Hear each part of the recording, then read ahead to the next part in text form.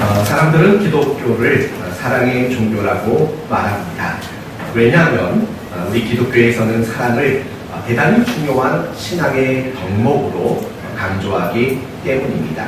그렇다면 기독교가 사랑을 강조하는 이유가 무엇이며 우리 기독교가 사랑을 그 무엇보다도 중요한 덕목으로 말하는 이유는 과연 무엇일까? 오늘 본문은 그 이유가 무엇인지, 그리고 더 나아가서 사랑이란 무엇인지 우리에게 알려주고 있습니다. 그러므로 오늘 말씀을 통해서 사랑이라는 주제를 근거로 내 자신의 신앙을 점검하고 또 새롭게 사랑을 다짐할 줄 아는 그런 시간이 되기를 바랍니다. 우리들이 살다 보면 정말 필요한 것들이 많습니다. 우리의 생활 속에 필요한 것들. 우리는 흔히 생필품이라는 말을 씁니다. 우리의 생활 속에서 반드시 필요한 물건들이라는 뜻입니다. 여러분, 우리에게 필요한 생필품의 개수가 몇 가지인지 혹시 아십니까? 최소한 500개 이상의 생필품을 우리는 가지고 살고 있다고 합니다. 이 말이 무슨 말입니까? 결국 이런 말입니다. 우리는 살아가면서 참 필요한 것들이 너무나도 많은 사람이다 라는 뜻이 되는 겁니다. 약 50년 전만 해도 생필품의 숫자는 한 5, 60가지밖에는 되지 않았습니다. 그런데 이 50년이 지난 오늘날에는 생필품의 숫자가 정말 한 10배가 되는 500가지의 생필품이 필요할 정도로 우리에게는 갈수록 필요한 것이 많아지는 그런 시대를 지금 살아가고 있는 겁니다. 그렇다면 우리에게 너무나 필요한 것들이 많습니다. 그 많은 필요한 것들 중에서 가장 필요한 것이 있다면 그것이 무엇일까? 오늘 본문은 그것은 바로 사랑이다 라고 말하고 있습니다. 그래서 13절 말씀을 보시면 그런즉 믿음, 소망, 사랑 이 세 가지는 항상 있을 것인데 그 중에 제일은 사랑이다. 믿음도 필요하고 소망도 필요합니다. 그러나 그 믿음, 소망보다도 더 필요한 것이 있다면, 더 절실한 필요가 있다면 그건 바로 사랑이다 라고 말하는 겁니다. 8절을 보시면 사랑은 언제까지나 떨어지지 아니하되 라고 말합니다. 무슨 말입니까? 사랑은 우리의 생활 속에 끊임없이 필요한 것이다 라고 말하는 겁니다. 또 여러분이 아시는 요한 1서 4장 8절 말씀을 보시면 하나님은 사랑이시라 라고 말을 합니다. 왜 하나님을 사랑이라고 말할까요? 하나님을 다르게 정의할 수 있는 방법이 없기 때문입니까? 아닙니다. 우리는 하나님을 정말 다양하게 정의 내릴 수 있습니다. 하나님은 거룩하시다. 하나님은 자비롭고 선하시다. 하나님은 인자가 크시다. 하나님은 심판하시는 분이시다. 하나님은 창조주시다. 얼마든지 사랑 말고도 하나님을 정의할 수 있는 내용들은 많습니다. 그러나 성경은 하나님을 사랑이라고 정의 내리십니다. 과연 그 이유는 무엇이겠습니까? 우리 인간에게는 사랑의 하나님이 가장 절대적으로 필요한 존재이기 때문이라는 겁니다. 하나님은 우리에게 이렇게 늘 요구하십니다. 내 이웃을 내 몸처럼 사랑하라 라고 요구합니다. 왜 다른 요구가 아닌 사랑을 우리에게 그렇게 요구하실까요? 그것은 이 땅을 살아가는 모든 사람에게 가장 절실하게, 가장 절대적으로 필요한 것이 있다면 바로 사랑이기 때문이라는 겁니다. 그렇다면 결국 우리는 첫 번째 작은 결론 하나를 얻을 수 있습니다.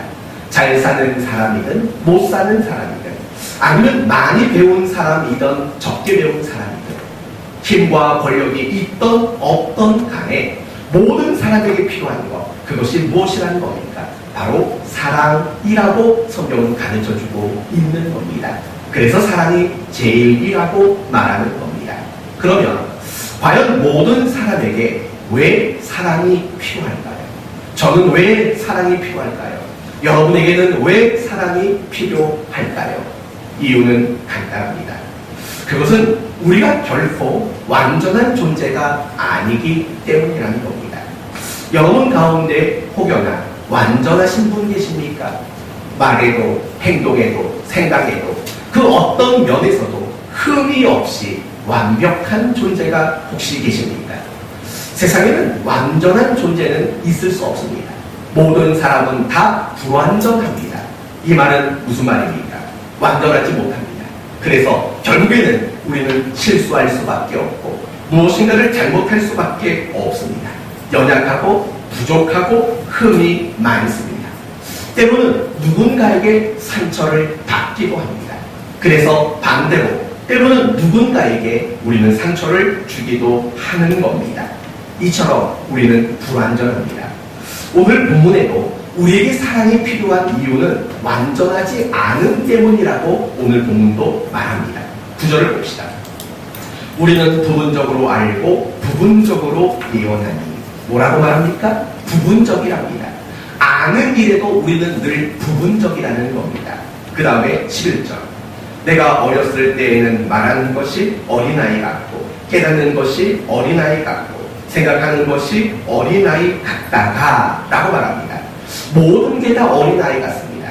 말하는 것, 깨닫는 것, 생각하는 것, 행동하는 것 모든 것이 어린아이 같지 우리는 늘 실수투성이고 모자란 것 투성인 존재가 바로 우리라는 겁니다. 12절 우리가 지금은 거울로 보는 것 같이 희미하나 우리는 그렇게 희미한 존재라는 겁니다. 딱 부러진 존재가 아니고 명확한 존재가 아니고 늘 희미한 존재라는 겁니다. 결국 이런 식의 모든 표현들이 의미하는 바는 간단합니다. 우리 모두는 완전하지 않다라는 겁니다. 하나님이 사랑으로 정의되어야만 안심할 수 있는 존재가 우리이며 끊임없이 서로에게 사랑을 해 주어야만 버텨낼 수 있는 존재 그게 바로 우리라고 오늘 본문은 그렇게 말하고 있습니다. 사랑하는 성도 여러분, 여러분 가운데 사랑이 필요 없는 사람이 있으십니까? 아닙니다. 이 자리에 앉아있는 모두 또한 이 땅을 살아가는 모든 사람은 다 사랑을 필요로 하고 있습니다. 이유는 사랑에 목말랐기 때문이 아니라 우리가 불완전해서 늘 넘어지고 쓰러지고 실수하고 무엇인가 잘못을 범할 수밖에 없는 그런 연약한 존재이기 때문에 우리 모두는 사랑이 필요한 겁니다. 세상에 그 어떤 사람도 완전한 사람은 없습니다. 성경을 예를 들어봅시다. 방주를 만든 사람이 누구입니까? 바로 노아입니다. 이 노아라는 사람은 성경에 뭐라고 기록되어 있냐면 그는 의인이요 라고 기록합니다. 여러분 대단한 표현입니다. 하나님이 누군가를 향해 저 사람은 의인이다 라고 말했다면 꽤 대단한 사람 아닙니까? 그리고 방주까지 믿음으로 지었던 사람입니다. 그 정도면 완전한 사람이겠지요. 하지만 그렇지 않습니다. 그가 훗날 술을 마시고 자식들 앞에서 실수했던 그 오점이 있던 것도 여러분 아시지 않습니까? 아브라함을 한번 생각해 보십시다. 아브라함은 누굽니까? 믿음의 조상입니다. 그러면 완전하겠지요? 정말 완전했습니까? 아닙니다. 자기 목숨 구하겠다고 자기 아내를 누이라고 거짓말한 사람이 바로 아브라함이라는 사람입니다. 그도 역시 완전하지 않았습니다. 모세는 어떤 사람입니까? 이스라엘을 애굽에서 해방시킨 민족적 영웅입니다. 성경은 하나님께서 모세를 친구라고까지 불렀다고 우리에게 소개해주고 있습니다. 여러분, 하나님이 모세를 친구로 여겼다면 모세는 꽤 괜찮은 사람 아닙니까? 그러면 완전했을까요? 그렇지 않습니다. 성질을 내다가 가나안 땅에 들어가지 못할 것이라는 통보를 받는 그런 오점도 그는 가지고 있었습니다. 아론은 누굽니까? 이스라엘 역사상 최초의 대제사장이 바로 아론입니다. 그러면 그는 완전한 사람이겠습니까? 아닙니다. 아론은 금송아지를 만든 그리고 그 금송아지를 향해 이것이 너희의 하나님이다 라고 말했던 장본인이 바로 아론이라는 사람입니다. 다윗은 어떤 사람입니까? 하나님 마음에 합한 자다 라고 칭함을 들었던 사람이 바로 다윗이고 메시아를 예표하는 인물이 바로 다윗입니다. 그러면 다윗은 완전한 사람이었겠지요? 그렇지 않습니다. 다윗은 밧세바를 가늠했고 그의 남편 우리아를 죽이는 살인죄를 저지르고 말았습니다. 그도 역시 완전하지 않았습니다. 여러분, 솔로몬은 어떤 사람입니까? 지혜의 왕입니다. 1000번째를 드릴 정도로 하나님을 사랑했고 열정이 누구보다도 남달랐던 사람이 바로 솔로몬이라는 사람입니다. 그러면 그 사람은 완전한 사람이었겠지요? 그렇지 않습니다. 그는 하나님을 의지하기보다는 외교를 더 의지해서 이스라엘 땅에 우상을 끌어들인 장본인이 바로 솔로몬이라는 사람입니다. 결국 성경에 나오는 어떤 의인이든 어떤 믿음의 사람이든 간에 그들 중에 단 한 사람도 완전한 사람은 없었던 겁니다. 우리는 예외일까요? 그렇지 않습니다.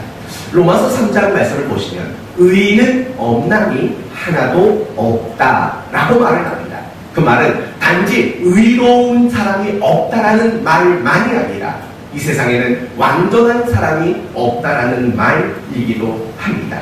그렇기 때문에 완전하지 않기 때문에 늘 흠과 티가 있고 늘 연약하고 부족한 것을 드러낼 수밖에 없는 존재이기 때문에 그런 우리에게 가장 필요한 것이 있다면 바로 사랑이라고 성경은 그렇게 우리에게 말해주고 있는 겁니다. 그렇지 않습니까? 여러분은 끊임없이 사랑이 필요한 존재로 살아가는 겁니다. 그러나 여러분만이 아니라 여러분의 앞에 있는 그 누군가도 끊임없이 사랑을 필요로 하는 존재로 살아가고 있다는 사실을 우리는 잊지 말아야 합니다. 더 구체적으로 말해봅시다. 여러분의 남편을 한번 보십시오. 여러분의 남편도 아내된 여러분의 사랑을 절실히 필요로 하는 사람임을 알아야 합니다. 여러분의 부모를 보십시오. 여러분의 부모도 자녀된 여러분의 사랑이 절실히 필요로 하는 사람입니다. 여러분의 자식도 두말할 나위 없죠. 여러분의 친구, 여러분의 동료, 여러분의 이웃 모두도 사랑 아니고는 정말 살아갈 수 없는 사람이라는 것을 여러분 잊지 말아야 합니다. 저를 좀 보십시오. 저도 어떨 것 같습니까? 저도 여러분의 사랑이 없이는 살아갈 수 없는 연약하고 부족한 것이 많은 존재입니다. 이럴 때 여러분에게 한마디 해야죠. 절 좀 사랑해 주십시오. 왜요? 성도가 목회자에게 사랑만 받는 것이 아니라 성도도 목회자를 물론 여러분은 저를 참 흡족하게 사랑해주고 계십니다. 그런데 여러분이 저를 더 훌륭한 목회자로 세우기를 원하신다면 다른 게 없습니다. 여러분이 저를요 기가 막히게 사랑해 주시면 됩니다.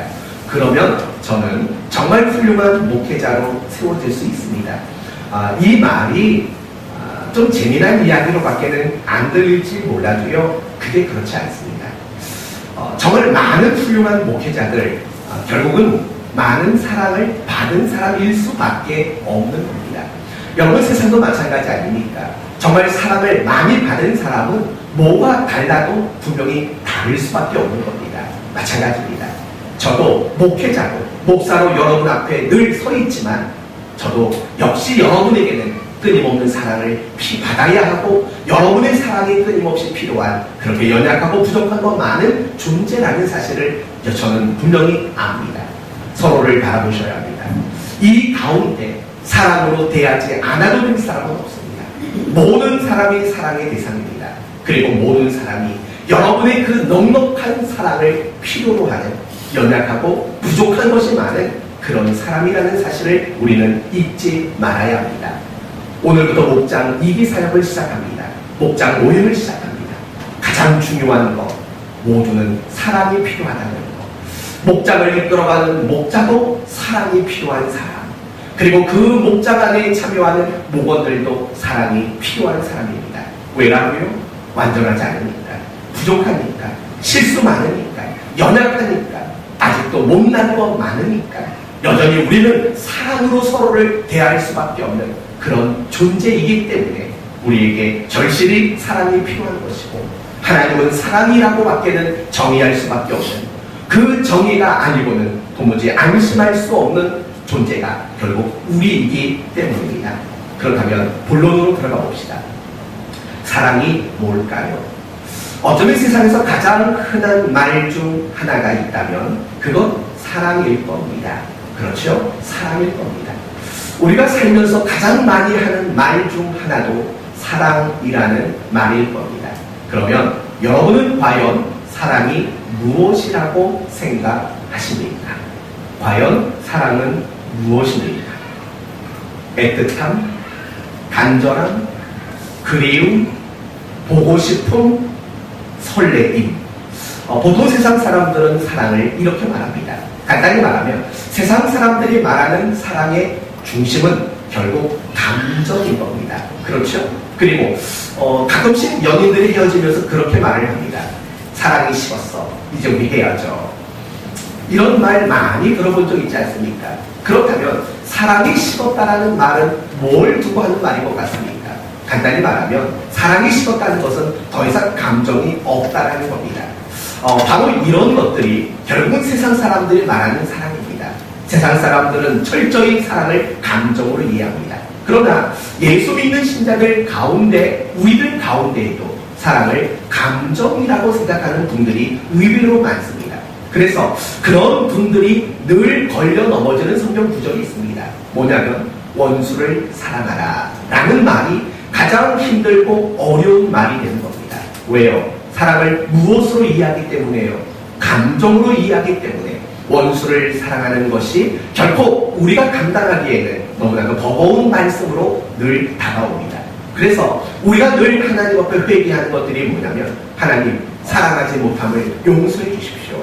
그런데 그런 회개가 나쁜 건 아니지만 그 사랑하지 못함을 단지 감정으로만 우리는 이해하는 그런 실수를 범하게 된다는 겁니다. 그러나 기억하십시오. 성경이 우리에게 요구하는 사랑은 절대로 감정이 아닙니다. 여러분 성경 그 어디에 사랑을 이야기하면서 애틋한 마음, 어떤 감정적인 것을 요구하는 내용을 보신 적 있으십니까? 사실은 그렇지 않습니다. 성경이 우리에게 말할 때 사랑은 감정의 영역이라고 결코 말하지 않습니다. 그러면 사랑은 무엇입니까? 지금부터 여러분에게 세 가지로 사랑이 무엇인가를 오늘 본문을 근거로 이야기하려고 합니다. 첫째, 사랑은 다른 누군가에게 유익을 주는 것이 사랑이라고 말을 합니다. 유익을 주는 겁니다. 이 말을 조금만 더 다른 각도로 말한다면 사랑이란 내가 기준이 되는 것이 아니라 상대방이 기준이 되는 것, 그것이 결국 성경이 말하는 사랑이다 라고 말하고 있는 겁니다. 오늘 본문 1절에서 3절을 봅시다. 보시면 신앙의 중요한 내용들이 나옵니다. 1절은 뭐가 나옵니까? 방언과 천사의 말이 나옵니다. 2절에는 뭐가 나옵니까?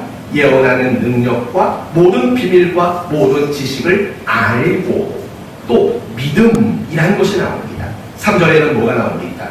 구제가 나오고 내 몸을 불사르게 내어줄지라도가 나옵니다.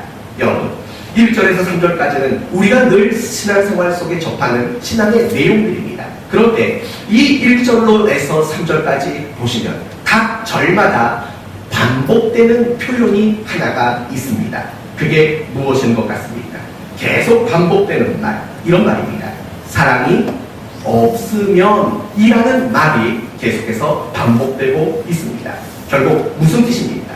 예언하는 능력 또는 모든 지식을 아는 것, 그리고 믿음을 가지는 것, 구제하는 것, 헌신하는 것, 이것은 결국에는 이웃을 사랑할 수 있는 방편으로 이 모든 것들을 주셨다는 겁니다. 그렇기 때문에 우리가 정말 누군가를 사랑하지 않는다면 그것은 결국 하나님께 칭찬을 들을 수 없는 것이고, 따라서 그 모든 행위는 내게 아무런 유익이 될 수 없다라는 결론이 되는 겁니다. 다시 한번 얘기해 봅시다. 하나님은 우리에게 예언하는 능력과 모든 지식을 아는 그 지식들을 하나님은 선물로 주셨습니다. 그것들을 선물로 주신 이유가 뭐라는 겁니까? 이웃을 사랑하라는 겁니다. 그것을 위해 하나님은 모든 것을 우리에게 주신 겁니다. 다르게 말하면 결국은 누군가의 유익을 끼치도록 예언하는 능력도 주신 거고, 지식도 주신 거고, 내가 구제할 수 있는 것들을 주신 거고, 헌신할 수 있는 마음도 하나님이 주셨다는 겁니다. 그게 바로 모든 걸 주신 이유라는 겁니다. 다른 사람을 유익하게 하도록 말하는 겁니다. 그래서 5절 말씀을 보시면 뭐라고 말하냐면 무례히 행하지 아니하며 자기의 유익을 구하지 아니하며라고 말합니다. 사랑은 내 유익을 구하는 게 아닙니다. 사랑은 다른 사람의 유익을 구하고 추구하는 것, 그것이 바로 사랑이라고 말하는 거죠. 그래서 고린도전서 8장에는 이런 말이 나옵니다. 지식은 교만하게 하며 사랑은 뭘 세운다고요? 덕을 세우나니. 여기서 말하는 덕이란 무엇입니까? 유익을 가지고 말하는 겁니다. 여러분, 수련회 때 제가 여러분에게 드렸던 말씀 혹시 기억나십니까? 사랑의 반대말은 뭡니까? 수련회 끝난 지 한 달밖에 안 됐는데 기억 안 나실 리가 없죠. 사랑의 반대말은 뭐죠? 안 사랑한다, 싫어한다, 미워한다, 아니라고 했습니다. 사랑의 반대말은 뭐죠? 네? 사랑의 반대말, 좋아한다 라고 여러분에게 말씀을 드렸던 겁니다. 이게 기억이 안 나십니까? 이게 한 달 전치 안 된 건데 이게 기억이 안 나면 어떡합니까? 맞습니다. 사랑의 반대말은 좋아한다 라는 말입니다. 언뜻 보면 사랑한다라는 말과 좋아한다라는 말은 굉장히 비슷한 말처럼 보입니다. 하지만 그렇지 않습니다. 사랑한다라는 말과 좋아한다라는 말은 천지 차이인 겁니다. 한번 설명해 봅시다. 여러분은 음식을 좋아하십니까? 사랑하십니까? 여러분은 커피를 좋아하십니까? 사랑하십니까? 여러분은 여행 가는 걸 좋아합니까? 사랑합니까? 뭐라고요? 좋아하죠. 여러분은 음악을 좋아합니까? 사랑합니까?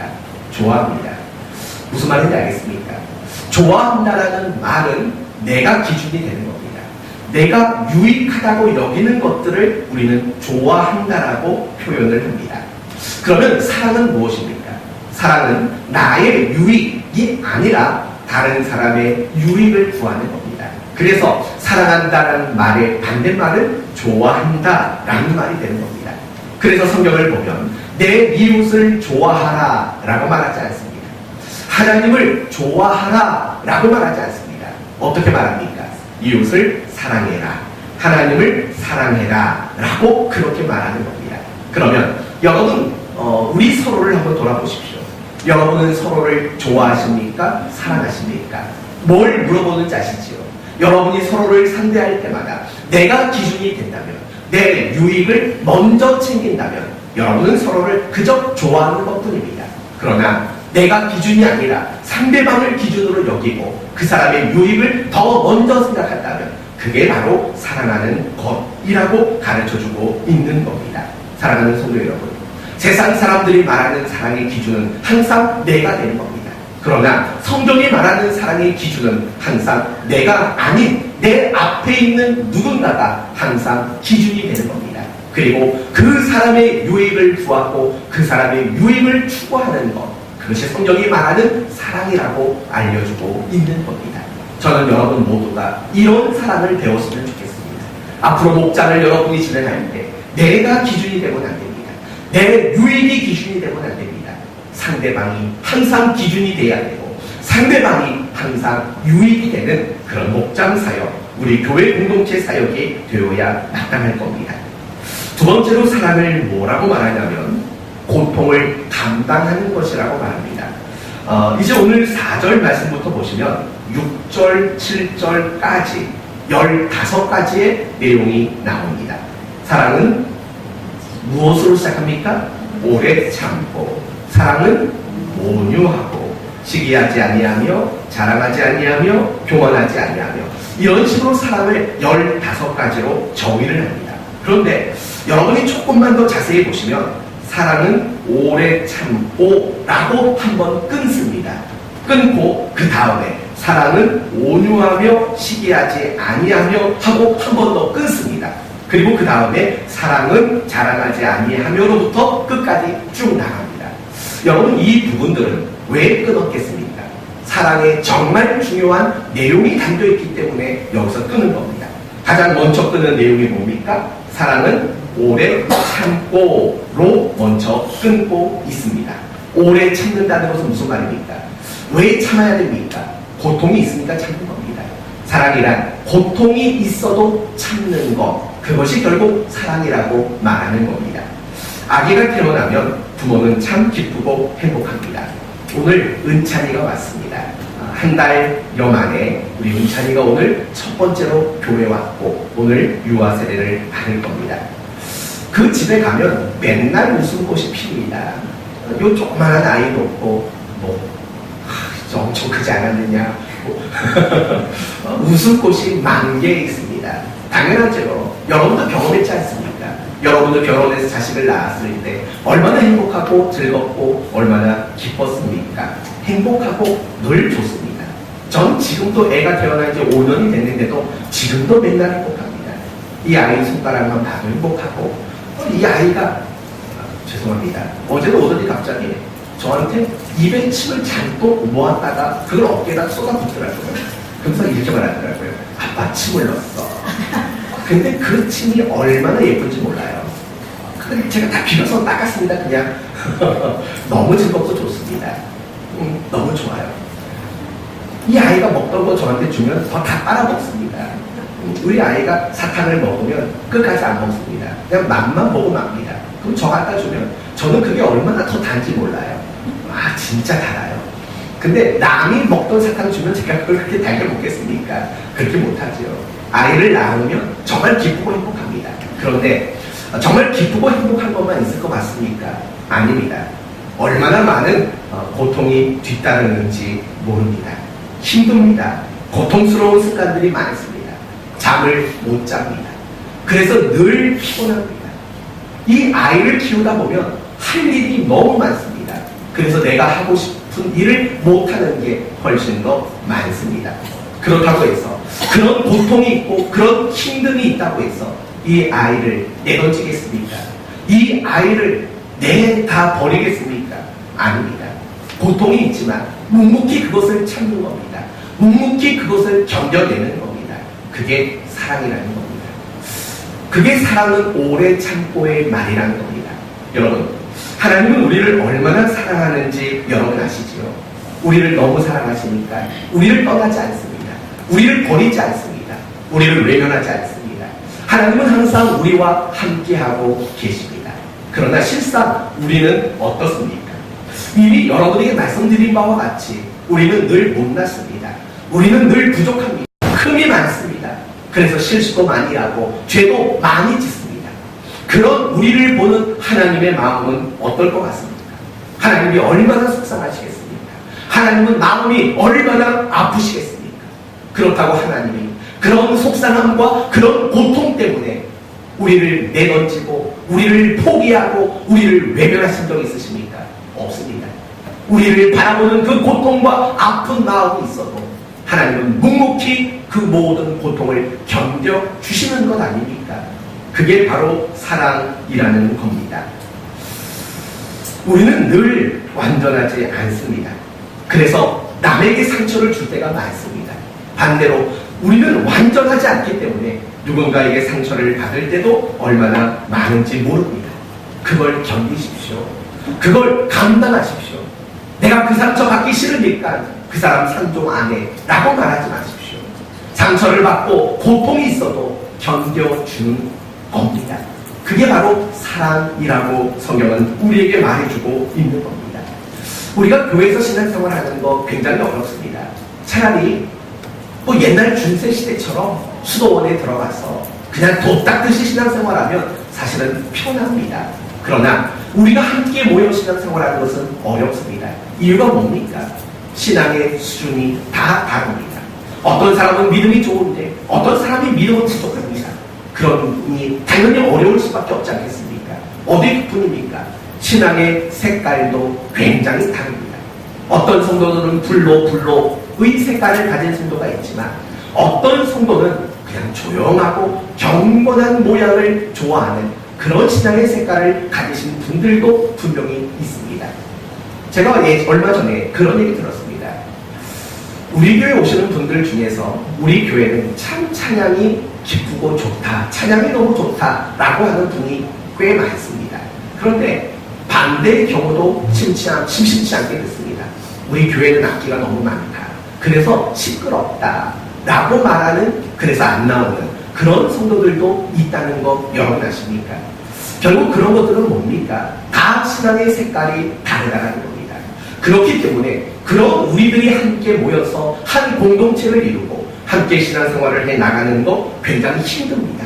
그것 때문에 피곤하고 지치고 상처받는 일들이 얼마나 많습니까? 사랑이 뭡니까? 그걸 참아주는 겁니다.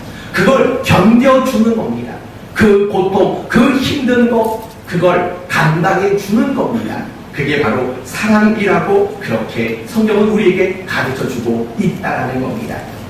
무엇보다 우리들이 신앙생활하면서 힘든 것은 누군가가 뭔가를 잘못했을 때 그걸 견디지 못해서 사실은 우리는 굉장히 힘들어할 때가 많습니다. 그래서 우리는 누군가가 실수를 할 때면 뭔가를 못하면 늘 정답을 말해주려고 합니다. 사실은 정답을 말해줄 필요가 없습니다. 왠 줄 아십니까? 예전에 제가 이런 경험을 했습니다. 어떤 성도가 와서 자신이 어려움을 겪은 상황을 잘 설명을 하더라고요. 그 얘기를 듣고 제가 한때는 뜨거웠을 때가 있었으니까 그거에 걸맞는 성경 구절을 나열했고 그거에 정당한 대답을 다 줬습니다. 근데 그 성도가 우리 교회가 아닙니다. 옛날 얘기입니다. 더럽 화를 내는 겁니다. 뭐라고 화를 내냐면 이렇게 화를 내더라고요. 제가 그거 몰라서 왔겠냐고. 그때 저도 화가 났습니다. 그럼 왜 왔냐고. 근데 시간이 지나고 생각해보니까 그 사람이, 그 성도가 찾아온 이유가 있습니다. 그냥 위로받고 싶은 겁니다. 어떤 답을 찾기 위해서 저를 찾아온 게 아닙니다. 사실 여러분이 어떤 신앙생활을 하면서 힘들고 괴로울 때 종종 목회자를 찾아오지 않습니까? 그리고 속상하고 힘든 얘기 다 꺼집어냅니다. 그런데 가만히 보면은요, 답을 몰라서 찾아온 사람은 그렇게 많지 않습니다. 답을 압니다. 아는데 어떤 경우에는 내가 생각한 그 답이 맞는지 점검받으려고 하는 사람이 있고, 때로는 어떤 분들은 답은 알고 있지만 그 답을 위해 전진할 수 있도록 위로를 받고 힘을 공급받기 위해 찾아 나오는 분들도 상당수 있다는 거 여러분 아시지 않습니까? 사랑하는 성도 여러분, 우리가 누군가에게 정답을 말해주는 일, 그게 틀린 일은 아닙니다. 그러나 그게 사실은 별로 효과가 없을 때가 더 많다는 사실을 잊지 말아야 합니다. 왜냐하면 지금 정답을 모르는 사람은 아무리 정답을 알려줘도 그게 정답이라는 게 느껴지지 않을 수밖에 없기 때문입니다. 아무리 정답을 알려줘도 그것이 그 사람에게 유익이 되지 않을 때가 사실은 훨씬 더 많기 때문입니다. 그런데 우리는 그 고통을 참는 일을 못합니다. 정답을 말해주고 싶은 것, 근데 그걸 말하지 않고 견디는 그 고통을 참는 일을 우리는 잘 못합니다. 그래서 늘 너무 쉽게 정답을 말해주고 무슨 방향을 제시하고 싶은 그런 일을 우리는 너무나도 쉽게 합니다. 제가 지난 주간에 읽었던 어떤 짤막한 책 중에 한 대목을 소개하려고 합니다. 표현이 굉장히 과격합니다. 이거는 제 표현이 아니라 책에 나오는 표현이라는 것을 감안해 주시고 여러분이 들으셨으면 좋겠습니다. 이런 말이 나왔습니다. 누군가에게 정답을 말해주려고 하지 마십시오. 우리는 꼭 재수 없이 정답을 얘기하며 상대방의 마음을 상하게 하고 길을 꺾어놓는 민족적 유전자가 있는 것 같습니다. 이거 제 얘기 아닙니다. 인용하는 겁니다. 제가 어디 그런 과격한 말을 쓰겠습니까? 뭐라고까지 표현했냐면 정답을 말해주는 것, 그 행위 자체를 재수 없는 일이라고 말합니다. 이건 상대방의 입장에서 말하는 겁니다. 어떤 슬픔이 있고 어떤 문제가 있습니다. 근데 그 사람에게 뜬금없이 찾아와서 정답을 말해주는 것, 어쩌면 그 말을 듣는 사람 입장에서는 그것이 굉장히 재수 없는 이야기처럼 들려질 수밖에 없다는 겁니다. 정답을 말하는 것 자체가 틀렸다는 게 아닙니다. 상대방의 마음에서는 그걸 받아들이지 못하는 경우들이 훨씬 더 많다는 겁니다. 언제예요? 내가 정답을 말해주고자 하는 그 순간은 거의 대부분은 받아들일 수 없는 순간일 때가 많다는 겁니다. 사랑하는 성도 여러분, 저는 여러분이 조금만 더 그 고통을 감수했으면 좋겠습니다. 정답을 말해주고 싶은 마음, 그런데 그걸 말하지 못하는 괴로움, 고통, 그걸 감수할 수 있는 사랑이 여러분에게 있기를 바랍니다. 그러면 어떻게 하라고요? 성경은 너무나도 명확한 이야기를 우리에게 소개해주고 있습니다. 로마서 12장 15절 16절에 이런 말이 나옵니다. 즐거워하는 자들과 함께 즐거워하고 우는 자들과 함께 뭐하라고요? 울라고 말합니다. 서로 마음을 같이 하라라고 말합니다. 여러분, 이 구절을 좀 쉽게 풀어서 말하면 이런 겁니다. 즐거워하는 사람이 있습니다. 그럼 우리는 찾아가서 이렇게 정답을 말합니다. 하나님께 감사 헌금해. 그렇죠? 하나님이 그런 즐거움이 주셔. 네가 만든 거 아니야. 하나님이 주신 즐거움이야. 감사 헌금 두둑히 넣어. 우리는 정답을 이렇게 말하려고 합니다. 하지 말라는 겁니다. 어떻게 합니까? 누가 막 즐거워합니다. 그러면 가서 같이 그냥 즐거워하십시오. 그게 옳다라는 겁니다. 그게 사랑이라는 겁니다. 또 그 다음은 무슨 말이 나왔습니까? 우는 자들이 있습니다. 함께 울라라고 말합니다. 무슨 말이죠? 어떤 실패를 겪었습니다. 어떤 고통 가운데 있습니다. 우리는 가서 이렇게 정답을 말합니다. 하나님이 더 좋은 걸 주실 거야. 울지 마. 라고 말을 합니다. 물론 맞는 말입니다. 하나님은 당연히 더 좋은 거 주시고 합력하여 선을 주십니다. 그런데 그런 정답도 말하지 말라는 겁니다. 그럼 어쩌라고요? 누가 울고 있으면 그 곁에 가서 손 지그시 잡고 그냥 같이 울어주라고요. 그게 성경이 말하는 사랑이라고 말합니다. 그러면서 그 다음이 하는 말이 뭐죠? 마음을 같이 하며. 마음을 같이 하는 것이 바로 그런 거라고 말하는 겁니다. 즐거워하는 자들에게 정답을 말하는 게 마음을 같이 하는 게 아니라 즐거워하는 자들과 같이 즐거워하고 우는 자에게 함께 우는 것, 그게 마음을 같이 하는 거라고 말합니다. 그러면서 이렇게 말합니다. 마음을 높은 데 두지 말고. 마음을 높은 데 둔다는 건 무슨 말입니까? 단지 교만을 말하는 게 아니라 지금 그 사람이 즐거워하고 지금 그 사람이 울고 있는 그 마음보다 높은 위치에서 정답을 말하려고 하지 말라는 얘기죠. 도리어 낮은 데 처하며 스스로 지혜 있는 채 하지 말라라고 말합니다. 무슨 말입니까?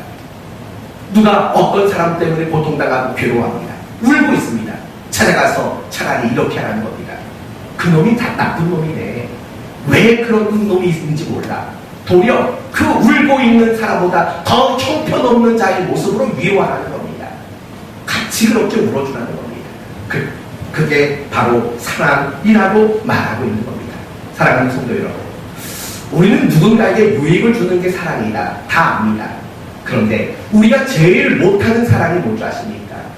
누군가로 인해서 내게 주어지는 고통을 견뎌주는 그 사람을 제일 못한다라는 사실을 잊지 마셔야 합니다. 사랑하는 성도 여러분, 누군가의 그 위치에서 더 낮은 자의 위치로 그 사람과 함께 할 줄 아는, 그 모든 고통을 감당해내줄 줄 아는 그런 여러분 모두가 되시기를 바랍니다. 그러면서 그 다음 대목이 뭡니까? 사랑은 오래 참고. 갑자기 문득 옛날 제 결혼식 생각이 나는데, 제가 결혼식 20년 전에 했습니다. 20년 전에 저희 담임 목사님이 결혼식을 주례를 해주셨는데 그때 본문이 이거였습니다. 제가 무슨 생각이 들었냐면, 제가 사랑은 오래 참고 이 한 대목을 설교했지 않습니까? 이제 그 다음 대목 설교할 겁니다. 사랑은 온유하며. 여러분의 마음에 이런 생각이 들 것 같습니다. 이 15가지를 언제까지 하시려나 라는 생각을 하실 것 같습니다. 제가 20년 전 결혼식 하실 때 주례 담임 목사님이 이 본문을 설교하셨습니다. 저랑 똑같이 했습니다. 사랑은 오래 참는 겁니다. 하고 1장 설교. 사랑은 온유합니다. 하도 시간이 한 40분 이상 주례사가 지나가니까 목사님이 나중에 그냥 줄이더라고요. 이 안은 이런 겁니다. 이런 겁니다. 앞부분 한 3-4가지 그렇게 하시다가 40분 넘게 주례를 했습니다. 등줄기에 땀이 얼마나 많이 흘렀는지 모릅니다. 힘들었습니다. 그래서 저는 주례할 때 그렇게 길게 안 합니다. 짤막하게 주례합니다. 다시 본론으로 들어오면 그겁니다. 이거 15가지 다 할 생각 없습니다. 이제 하나만 더 하고 마칠 거니까 너무 부담을 갖지 마십시오. 사랑은 오래 참고로 한 단락을 매듭짓고, 두 번째 단락은 뭐냐면 사랑은 온유하며 시기하지 않으며로 한 단락을 짓습니다. 그리고 나머지 사랑은 자랑하지 않으며로부터 마지막 단락을 짓습니다. 결국 뒤에 나오는 모든 내용들은 앞에 것과 다 연장선상에 있는 겁니다. 사랑은 온유한 거라고 말하고 시기하지 않는 거라고 말합니다. 여러분이 묻습니다. 온유가 뭡니까? 이렇게 물어보면 더 좋겠네요. 우리 교회에서 가장 온유하다고 생각이 드는 분이 있다면 어떤 분의 얼굴이 떠오르십니까? 가장 온유한 사람 하면 떠오르는 얼굴. 어떤 얼굴이 제일 먼저 떠오르셨습니까? 가장 온유하신 분. 장모님, 온유하시지요. 우리는 보통 온유라는 것을 어떻게 생각하냐면 천성적으로 좀 사람을 부드럽게 대하는 사람, 그런 사람을 우리는 온유한 사람이라고 생각합니다. 그러나 그렇지 않습니다. 성경이 말하는 온유는 결국 그렇지 않습니다. 성경에서 가장 온유한 사람이라고 손꼽히는 한 사람을 말해 보십시오. 누가 있을까요? 성경에서 제일 온유하다, 모세라는 사람입니다. 민수기 12장에 보시면 이런 말이 나옵니다.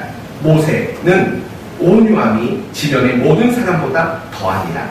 모세는 제일 온유한 사람이라고 말합니다. 그러면 모세는 성품적으로 온유한 부드러움이 있었기 때문입니까? 절대 안 그렇습니다. 여러분, 모세가 40살 되었을 때 했던 일이 뭔지 아십니까? 애국 군인을 쳐 죽이고 땅 파서 묻은 일을 했습니다. 근데 온유하다고요? 어린 뿐입니까? 이스라엘 백성들이 자꾸 원망하고 불평하고 왜 물 안 달라고 그렇게 말하니까 이 지팡이를 들고 땅을 냅다 치면서 버럭 화를 냈던 사람이 모세 아닙니까? 그게 온유하다고요? 근데 이상하게도 성경은 모세가 온유한 사람이라고 그렇게 말을 합니다. 그러면 성경이 말하는 온유함이란 과연 뭐겠습니까? 바로 이런 겁니다. 져주는 겁니다. 져주는 것. 성경이 말하는 온유함은 철저히 내가 진자의 위치에 있는 것, 철저히 내가 실력이 없는 자의 위치에 있는 것, 그것이 성경이 말하는 온유함입니다. 모세는 이스라엘 민족을 해방시킨 민족의 영웅입니다. 하나님이 내 친구라고 여길 정도로 모세를 특별히 사랑했고 모세와 특별한 교제를 나누셨습니다. 그러던 어느 날 모세의 형 아론과 누이 미리암이 찾아옵니다. 그리고 모세를 비난합니다. 어떤 문제를 가지고 모세를 비난하냐면 40년 전 결혼했던 여자 문제 가지고 비난을 할 겁니다. 모세가 40살 무렵에 결혼을 했는데 누구랑 결혼했냐면 히브리 사람과 결혼하지 않았습니다. 구스 여인과 결혼을 했습니다. 그걸 가지고 40년이 훨씬 지난 시점에 와서 이제 와서 그것을 가지고 비난하는 겁니다. 당신은 이스라엘 지도자인데 어떻게 말도 안 되게 이방 여자랑 결혼할 수 있냐고 비난하는 겁니다. 왜 그런 비난을 했겠습니까? 하나님이 모세와 대면하고 모세와만 이야기하는 게 시기와 질투가 나기 때문입니다. 여러분 같으면 어떻게 하겠습니까? 가만히 두겠습니까? 그걸 어떻게 가만히 둡니까? 지지던 볶던 했겠죠. 근데 모세는 그 모든 비난도 아무렇지 않게 참습니다. 그러자 하나님이 나섭니다. 그리고 미리암과 이 아론을 문둥병자가 되도록 만듭니다. 그때 모세는 어떻게 합니까? 그들을 위해 기도하고 하나님은 모세의 기도를 들으시고 그들의 문둥병을 낫게 하십니다. 그게 온유함이라는 겁니다. 힘이 있습니다. 복수할 수 있습니다. 얼마든지 앙가품할 수 있습니다. 그러나 지는 겁니다. 져주는 겁니다.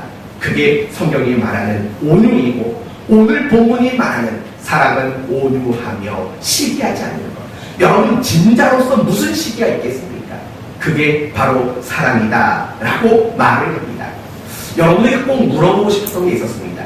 남편과 아내된 여러분 부부싸움을 하십니까? 누가 이깁니까? 이게 너무 궁금합니다. 저희 집에서는 제가 백발백중 다 이깁니다. 정말 이깁니다. 제가 다 이깁니다. 싸우면 제가 다 이깁니다. 제 아내가 싸움에서 이겨본 적이 없습니다. 대단합니까? 우리 김근효 집사님 부부싸움 안 하시겠지만 혹시라도 했다면 누가 이깁니까? 제가 이깁니다. 문명준 집사님 누가 이기십니까? 김근효 집사님 이기십니까? 알겠습니다. 황춘하 권사님 누가 이기십니까? 싸우면 누가 이깁니까? 우리 최영철 집사님 누가 이깁니까? 알겠습니다. 박정환 전사님이 남편은 그럼 묻습니다. 누구 사랑이 깊을까요? 이긴 사람이 사랑이 깊을까요? 진 사람이 사랑이 깊을까요? 결국 진 사람이 깊은 겁니다. 그걸 보면서 제가 강조한 겁니다. 제가 이긴다고. 그 말은 이 부부 사이의 사랑이 사실은 아내가 더 깊은 겁니다. 더 진짜 사랑을 아는 거고요. 더 진짜 사랑을 실천하고 있는 겁니다. 그러니까 어디 가서 싸우면 내가 이긴다고 그렇게 자랑하지 마십시오. 그거 하나도 좋은 거 아닙니다. 그 말은 결국 내가 사랑이 더 깊지 못하다라고 말하는 것과 같습니다. 하나님 사랑 얘기해 볼까요? 하나님은 우리를 이겨먹는 적이 없습니다. 그렇죠? 만약에 하나님이 우리를 이겨먹는 걸 좋아하신다면 여러분 지금 이 지경으로 여러분 편안하게 살 수 없습니다. 하나님이 여러분을 이겨먹으셨다면 여러분을 무슨 수로 해서든 다 뜯어 고쳐놓으셨을 겁니다. 그러나 하나님은 여러분이 스스로 자유의지를 근거로 말씀을 가지고 내 자신을 바꾸어가고 변화시키고 고쳐가기를 기다립니다. 기다리는 건 뭡니까? 져주는 겁니다. 속상한데, 마음에 안 드는데, 싫은데 다 견뎌주는 겁니다. 그게 져주는 거죠. 하나님은 자신의 아들 독생자까지 내어주셨고 십자가에 죽게 했습니다. 지신 거죠.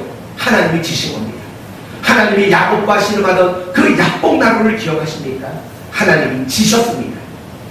이기지 못하는 것을 알고 라고 말씀하셨습니다. 하나님은 늘 우리에게 지십니다. 당연하죠. 그게 바로 사랑이기 때문입니다. 그러면 우리 공동체 안에서는 어떻습니까? 여러분은 서로 이겨먹습니까? 사랑이 없는 겁니다. 서로 져줍니까? 지게 되는 겁니까? 그게 사랑이 많다라는 뜻인 겁니다. 결국 사랑은 온유한 겁니다. 사랑은 져주는 겁니다. 이기는 자가 되지 않는 겁니다. 그게 바로 성경이 말하는 사랑인 것입니다. 오늘 설교 제목을 보시면 이젠 사랑합시다 라는 제목입니다. 원래는 다른 제목으로 오늘 설교 제목을 삼았습니다. 그런데 이젠 사랑합시다 라는 이 제목이 문득 떠올랐습니다. 왜 줄 아십니까? 우리는 너무 많이 서로를 속여왔습니다. 서로를 사랑하는 것처럼, 서로를 사랑해주고 있는 것처럼 너무 잘 속여왔기 때문입니다. 우리는 늘 이런 말 합니다. 내가 너 사랑하니까 이런 말 하는 거야.